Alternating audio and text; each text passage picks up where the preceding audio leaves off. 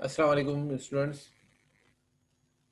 First topic, first video में जो हमने डिस्कस किया था वो था creation of companies in Quick book. Second में हमने डिस्कस किया था, फर्स्ट में जो हमने डिस्कस किया था creation of company in Quick Book detail से भी as well as Express Start से भी, दोनों मेथड से हमने किए थे।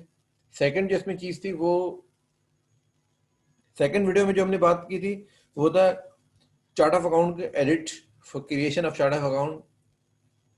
सेकंड उसमें था आइटम्स लिस्ट, किस तरीके से आइटम लिस्ट आप बनाते हैं, आइटम लिस्ट को किस तरीके से एडिट की जाते हैं, किस तरीके से सीरीज कैटेगरीज वगैरह और किस तरीके से उसमें सब आइटम बनाया जाता है।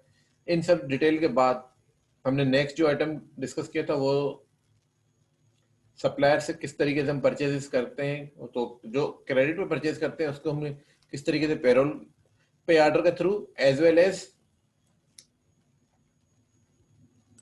जो हमने डिस्कस किया था अगर पे ऑर्डर के थ्रू किस तरीके से हम रिकॉर्ड करते हैं, या अगर डायरेक्ट आपने परचेज किया तो वो किस तरीके से रिकॉर्ड करते हैं।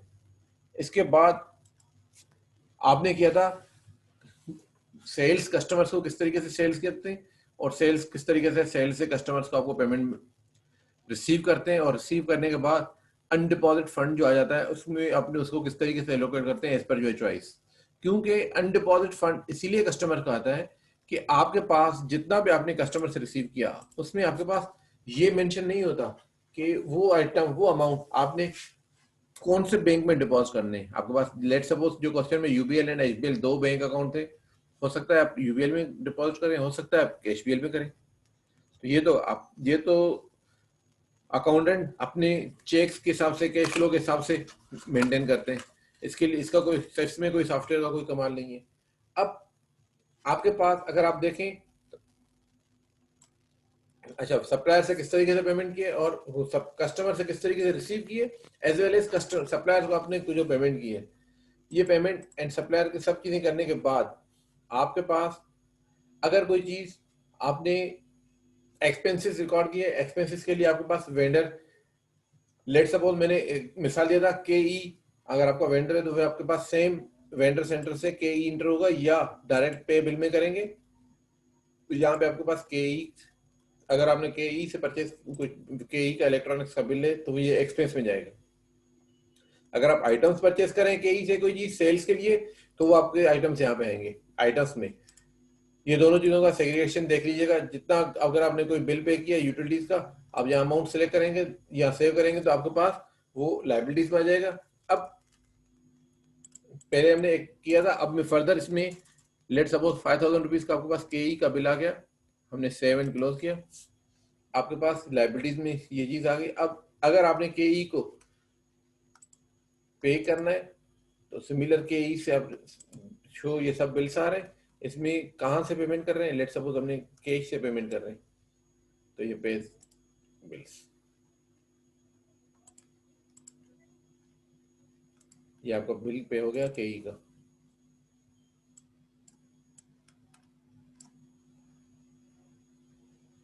बिल आपने पेमेंट की।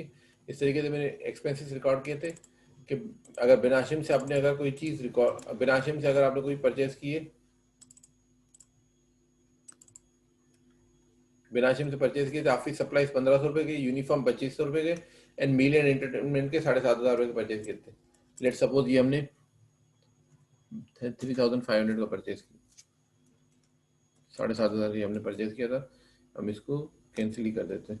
आपने ये परचेज किया था, अब इसको, इसके अलावा आपने और बिल्स कौन से परचेज किए थे, जिस तरीके से आप बिल, जो बिल पे करते जाएंगे आपके पास यहाँ मेंशन करेगा आप ये आपके पास पे हो चुका है। ये बिल पे नहीं हुआ इसलिए अली का बिल क्योंकि बैलेंस है इसलिए पेड नहीं है, नासिर का बिल पेड नहीं हुआ इसलिए आपके पास बैलेंस है।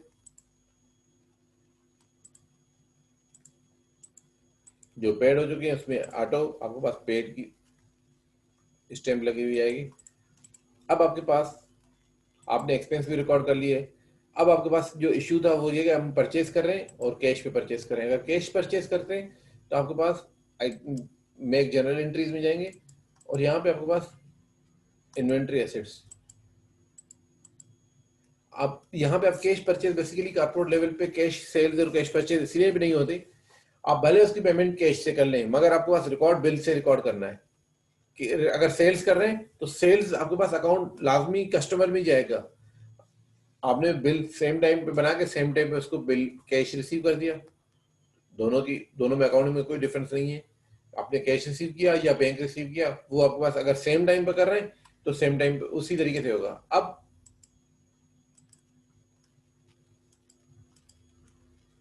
अगर यहाँ पे आपके पास कस्टमर्स के बाद, अगर यहाँ कस्टमर में इनवाइस है, कस्टमर की इनवाइस बना रहे हैं, जो भी आप सेल्स परचेज करेंगे यकीनन परचेज कर रहे हैं तो उसका बिल, और सेल्स कर रहे हैं तो उसकी इनवाइस लाजमी होनी चाहिए। अब वो लाजमी अगर है तो यकीनन आप जैसे रिकॉर्ड करेंगे तो वो क्रेडिट बेसिस पे आपको बुक में होगा। अब उसकी पेमेंट जो है सेम टाइम पे सेम डे पे आप अगर पेमेंट कर रहे हैं तो आप पेमेंट कर लें, तो सेम आपके पास वेंडर को बिल पे कर रहे हैं, पे बिल कर दें। अदरवाइज अगर आपके पास कोई एक्सपेंसेस पे कर रहे हैं, लेट सपोज मैंने मेक जनरल एंट्रीज में लेट सपोज मैंने रिपेयर एंड मेंटेनेंस के लिए मैंने मैकेनिक को दिए 500 रुपीज, तो repair and maintenance debit, cash credit, तो आप इसको पेटी कैश क्रेडिट, ये आप इस तरीके से आप जनरल एंट्रीज में बनाएंगे। कंपनी में जो मेक जनरल एंट्री में रिपेयर एंड मेंटेनेंस की क्या एंट्री होगी, repair and maintenance debit, cash credit, ये आपने 7 क्लोज कर दिया। तो आपके पास अब ये सब चीजें एक्सपेंसेस वगैरह के साथ डिटेल से आपके पास ये सब पूरा क्वेश्चन आपके पास एक सिंपल सा हो गया। अब आप जाएंगे रिपोर्टिंग पोर्शन में। रिपोर्टिंग में सबसे जो मेजर पोर्शन है आपकी रिपोर्टिंग का, वो है profit loss account and balance sheet. ये पूरी रिपोर्टिंग की टाइप्स हैं। कौन सी रिपोर्ट आपको चाहिए? कंपनी एंड फाइनेंशियल्स में लेट सपोज स्टैंडर्ड्स, अब आपके पास ये अमाउंट पूरा आ गया कि आपने जो सेल्स की थी 5,50,000 की, और कॉस्ट ऑफ सेल्स इसकी ये अमाउंट था 80,300, आपके पास प्रॉफिट लॉस प्रॉफिट है, ग्रॉस प्रॉफिट है, ये आपने एक्सपेंसेस किए। एक्सपेंसेस के बाद आपके पास नेट इनकम आपके पास ये अमाउंट 46,100 डाले। अब इसको आप किस तरीके से अगर प्रिंट करना चाहते हैं प्रिंट करने, अदरवाइज यहाँ पे फाइल्स में आके आप save as a PDF, save as PDF करेंगे, और ये आपसे पूछेगा कि आपके कहाँ पे किस लोकेशन पे सेव करना चाह रहे हैं। लेट सपोज अगर मैं डॉक्यूमेंट्स में मैंने एक फोल्डर बना दिया रिपोर्ट के नाम से, रिपोर्ट का मैंने नाम मेंशन कर दिया प्रॉफिट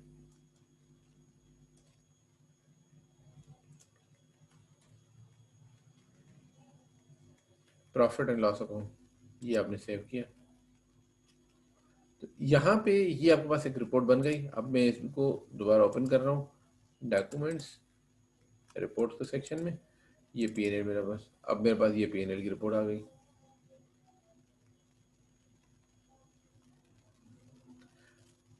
अब काफी स्टूडेंट का ये इशू आता है कि सर ये जो आपने रिपोर्ट बनाई है ये आपके पास हमारे पास पीडीएफ में नहीं हो रही। बेटा पीडीएफ में ये क्विक बुक में बाय डिफॉल्ट है क्या, वो क्विक बुक को आपके पास सेव एज पीडीएफ कर देता है कोई भी रिपोर्ट्स हो।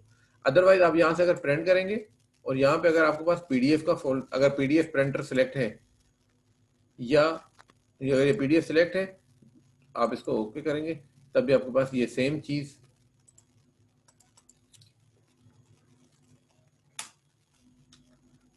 अब मैंने रिपोर्ट्स के सेक्शन में ये आपके पास आ गया प्रॉफिट लॉस अकाउंट। पहले वाले जो नाम था वो रिपोर्ट में पीएनएल था, अब आपके पास जो रिपोर्ट ओपन हुई है वो है, इसका नाम क्या है, प्रॉफिट लॉस अकाउंट पीडीएफ।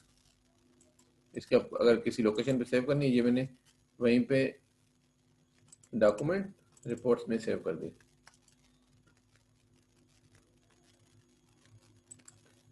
बेटा उम्मीद के ये आपके पास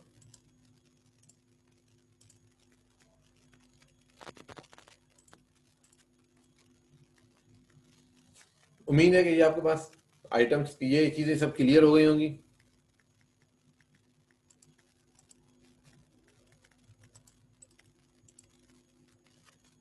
अब मैं अभी एक छोटे से प्रैक्टिस के साथ एक और न्यू क्वेश्चन के साथ न्यू वीडियो अपलोड कर रहा हूँ। काइंडली पूरे सबको वीडियोस को लाइक एंड शेयर जरूर कीजिएगा ताकि आपके पास पूरे ग्रुप में पूरे कुलीग्स को सबको इन्फॉर्मेशन मिल जाए। ठीक है, okay, C you soon, Allah Hafiz.